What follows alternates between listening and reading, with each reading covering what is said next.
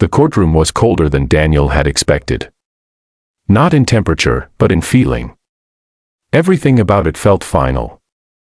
The polished wooden furniture, the echo of footsteps, the quiet tension in the air, it all screamed endings. And that's exactly why he was there. To end a marriage he believed had already been broken beyond repair. Daniel Hayes, a self-made millionaire known for his ruthless business decisions, had never hesitated when it came to cutting losses. And in his mind, his marriage to Emily was the biggest mistake he had ever made. He adjusted his expensive suit, his jaw clenched tightly as he sat down across from the empty chair. His lawyer whispered something about paperwork and signatures, but Daniel barely heard it. His thoughts were elsewhere, on the arguments, the distance, the silence that had grown between him and Emily over the past year. She had become distant, secretive even. And for a man who built his empire on control and certainty, uncertainty was unacceptable. "Where is she?" he muttered, glancing at the door impatiently, and then, she walked in. Daniel's breath caught instantly. Emily looked different. Not just emotionally, but physically. She moved slower, more carefully. Her face was pale, her eyes tired, but what froze him completely was the unmistakable curve of her belly. Pregnant, the world around him seemed to stop. The ticking clock faded. The voices blurred. All he could see was her. "What is this?" he whispered, his voice barely audible. Emily didn't look at him right away. She simply walked to her seat and sat down, placing a hand gently over her stomach, as if protecting something precious. Only then did she raise her eyes to meet his. There was no anger in them. No bitterness. Just exhaustion, and something deeper. "You didn't know?" she asked quietly. Daniel stood up abruptly, knocking his chair back. "No, I didn't know." "How could I know?" "You never told me." The judge cleared his throat, trying to restore order, but the tension between them had already exploded into the room. Emily's lips trembled slightly, but she kept her composure. "I tried to tell you," she said.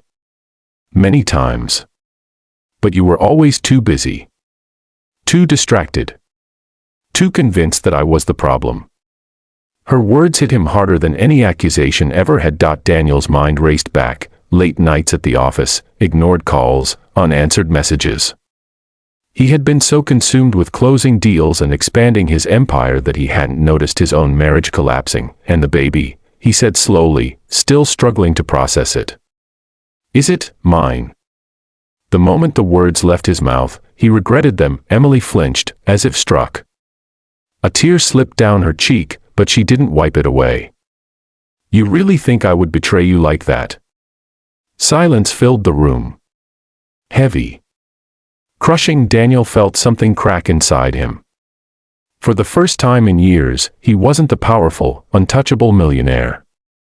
He was just a man, lost, confused, and suddenly terrified. I didn't know," he repeated, but this time his voice was softer, almost broken. Emily looked down at the document in her hands, the same divorce papers he had pushed for.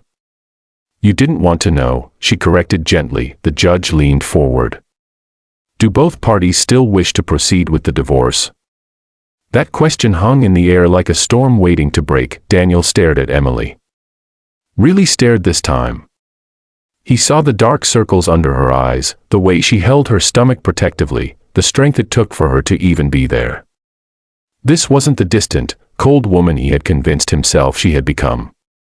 This was his wife, carrying his child. Memories flooded back, her laughter, the way she used to wait up for him, the countless times she had tried to reach him while he chose work over her. He began, but the words wouldn't come out. For the first time in his life, Daniel Hayes didn't have a clear decision. Emily took a deep breath. "I didn't come here to beg you to stay," she said quietly. "If you still want the divorce, I'll sign the papers. I won't stop you." Her strength shattered him. "Why didn't you tell me sooner?" he asked, his voice trembling. "I did," she replied. "Just not in a way you were willing to hear." That was it. That was the truth he had been avoiding. Daniel slowly sat back down, his eyes never leaving her. The courtroom, the lawyers, the judge, everything else faded into the background. "I don't want this," he said suddenly. Emily blinked, surprised. What? I don't want the divorce, he repeated, louder this time. Not like this. Not after this. He gestured toward her stomach, his voice filled with emotion. I didn't know. And maybe that's my fault. Actually, it is my fault. But I'm not walking away from you or our child without trying to fix what I broke. Tears welled up in Emily's eyes again, but this time they weren't from pain. You can't just change your mind because of the baby, she said softly. It's not just the baby, Daniel replied. It's everything. Seeing you, realizing what I've been blind to. I can't pretend it doesn't matter.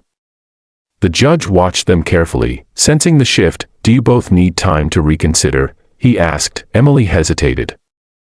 She looked at Daniel, searching his face for something. Truth, maybe.